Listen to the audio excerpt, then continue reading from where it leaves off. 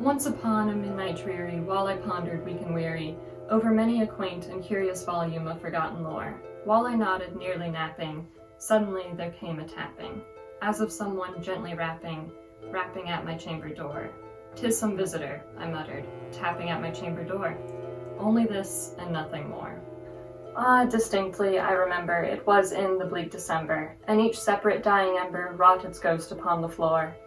Eagerly I wished the morrow, vainly I had sought to borrow from my books surcease of sorrow, sorrow for the lost Lenore, for the rare and radiant maiden whom the angels named Lenore, nameless here forevermore.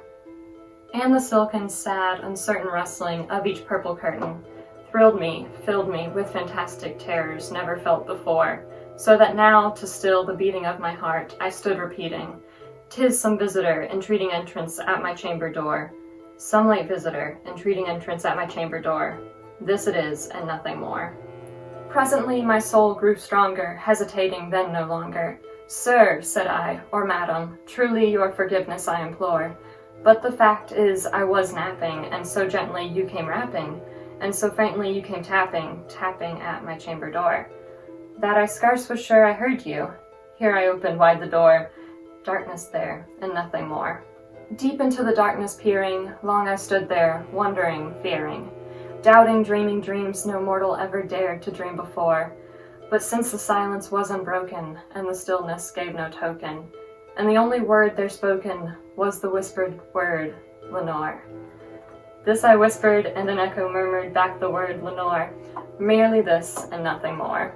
Back into the chamber turning, all my soul within me burning, soon again I heard a tapping, somewhat louder than before. "Surely," said I, "surely that is something at my window lattice. Let me see, then, what thereat is, and this mystery explore. Let my heart be still a moment, and this mystery explore. 'Tis the wind, and nothing more."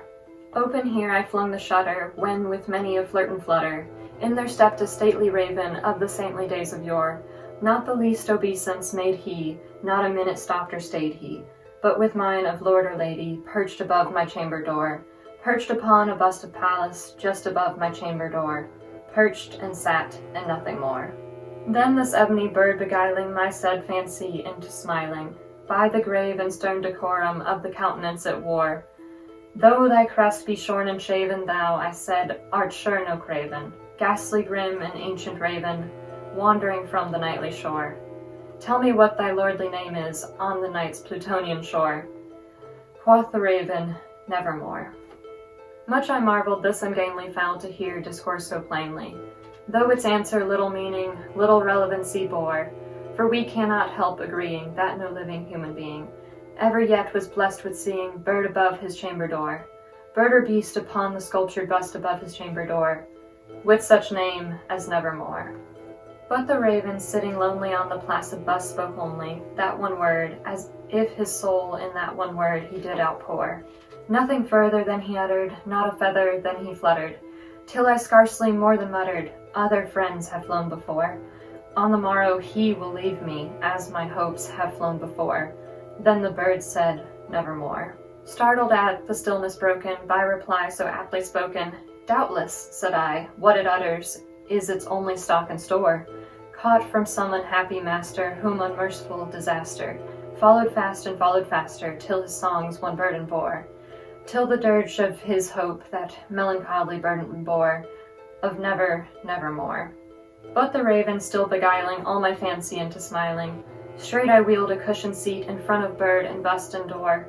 Then upon the velvet sinking, I betook myself to linking fancy unto fancy, thinking what this ominous bird of yore, what this grim, ungainly, ghastly, gaunt, and ominous bird of yore meant in croaking, "Nevermore." This I sat engaged in guessing, but no syllable expressing, to the fowl whose fiery eyes now burned into my bosom's core. This and more I sat divining, with my head at ease reclining, on the cushion's velvet lining that the lamplight gloated o'er, but whose velvet violet lining with the lamplight gloating o'er, she shall press, nevermore. Then methought the air grew denser, perfumed from an unseen censer, swung by seraphim whose footfalls tinkled on the tufted floor. Wretch, I cried, thy God hath lent thee, by these angels he hath sent thee, respite, respite and nepenthe from thy memories of Lenore. Quaff, oh quaff, this kind nepenthe, and forget this lost Lenore, quoth the raven, nevermore. Prophet, said I, thing of evil, prophet still, if bird or devil, whether tempter sent or whether tempest tossed did thee here ashore, desolate, yes, all undaunted, on this desert land enchanted, on this home by horror haunted, tell me truly, I implore. Is there balm in Gilead? Tell me, I implore. Quoth the raven, nevermore. Prophet, said I, thing of evil, prophet still of bird or devil, by that heaven that bends above us, by that God we both adore, tell this soul with sorrow laden, if, within the distant Aidenn, it shall clasp a sainted maiden, whom the angels named Lenore. Clasp a rare and radiant maiden, whom the angels named Lenore. Quoth the raven, nevermore.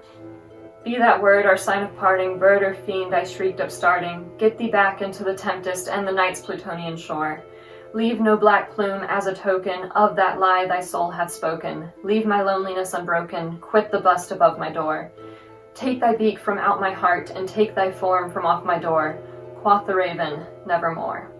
And the raven, never flitting, still is sitting, on the pallid bust of Pallas just above my chamber door. And his eyes have all the seeming of a demon's that is dreaming, and the lamplight o'er him, streaming, throws his shadow on the floor. And my soul from out that shadow that lies floating on the floor shall be lifted nevermore.